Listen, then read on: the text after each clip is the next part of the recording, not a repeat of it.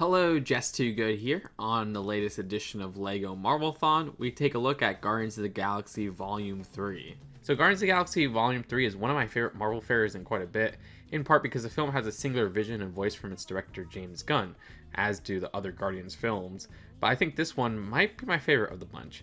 I think the emotional aspects work much better than the previous Guardians films, and it's by far my favorite visually. The film's take on space landscapes leads to so many gross orifices and unique illustrations. This could have looked like that last MCU movie, which was Ant-Man and the Wasp: Quantumania, which was so drab and boring, but no, this is 1,000 times more interesting. So I will say visually there's a downfall with the ending climax space battle. Also narratively, it feels like the least unique part of the film and something obligatory, as it comes off as a disposable CGI fest. But I enjoyed how the battle wrapped. It doesn't last too long compared to some of these other films, and the film ends overall on a strong note. I also like the main villain of the film, a performance that can be slightly overcooked at some points in Rage, yet the character is mostly effective and actually threatening. Some supporting villains aren't as threatening after a great introduction and feel forgotten about except for a time of convenience, which was annoying in the writing but sparse thankfully.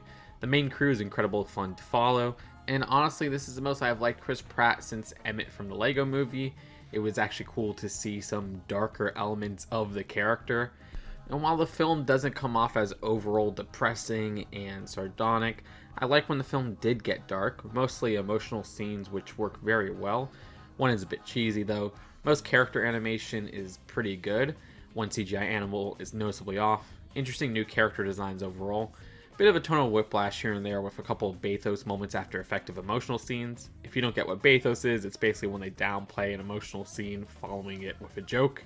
Soundtrack this time around gave me feelings of my latest YouTube videos, where mood dictates the choices more than the restrictive time period nostalgia that the other films had.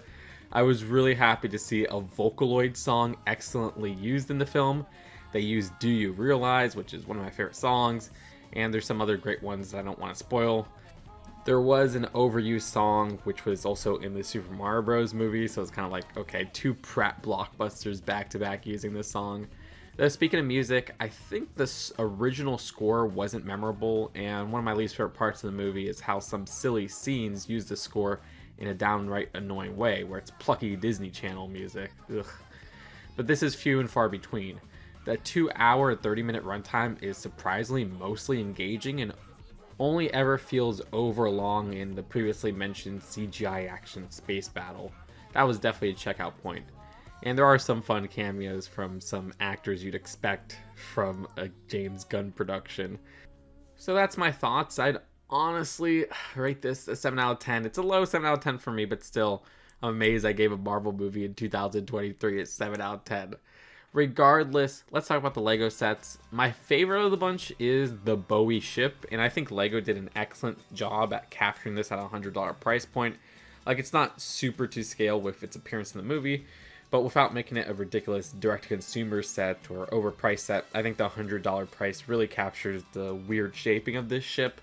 I do think the minifigure arrangements could have been done a bit better, where like Adam Warlock appears in this set, but you could have put him in the cheapest set, swapped out for this set to include the High Evolutionary, who appears in no sets.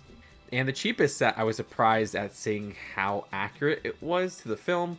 I don't want to spoil anything, but it's also kind of funny to see a cup there, because I'm like, that's an alcoholic reference. That could be an inappropriate LEGO sets part 2.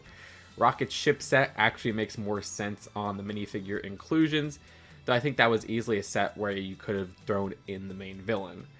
Now let's talk about spoilers. I don't really have too much to say in regards to plot spoilers, honestly. But I will say with the sets itself, I get why they didn't put Layla in the Rocket Raccoon ship, because this is literally coming after she's killed in the movie. And maybe they didn't want to put the High Evolutionary in Rocket ship because, like, the dude has a peeled off face that's just kind of plastered on. Maybe that's too gruesome as a minifigure. I don't know. For original sets, there wasn't many I could think of. There is this ship that Kraglin uses that's basically nowhere, which is the planet. In that design, maybe could have been downscaled and then have the High Evolutionary ship, but it would have been way too expensive for what they're trying to capture unless they massively downsize it to. I was thinking maybe some space battle there, and you could finally have Cosmo as well with Kraglin.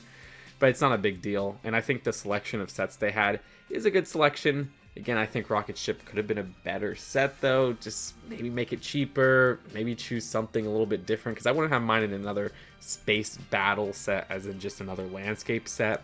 And it kind of sucks that we never got the High Evolutionary, because I actually do think his character is a really interesting character. Finally a menacing villain from the new Marvel films.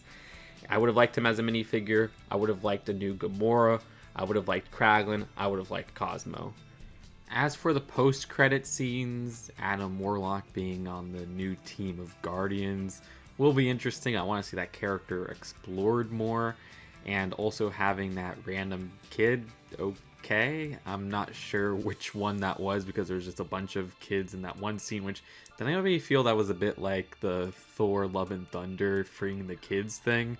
Also, that second post-credits with Quill and his grandpa felt a bit like a waste.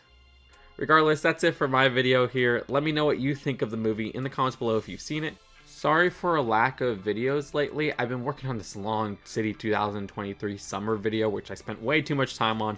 Now it's going to be over 30 minutes, but that'll release sometime tomorrow, unless there's like huge LEGO news or something. Subscribe here for more LEGO commentary, and if you want to see more movie reviews, go check out Just to Film, where I'll probably post a separate movie review of this on that channel soon. I'll see you later. Peace out. Bye.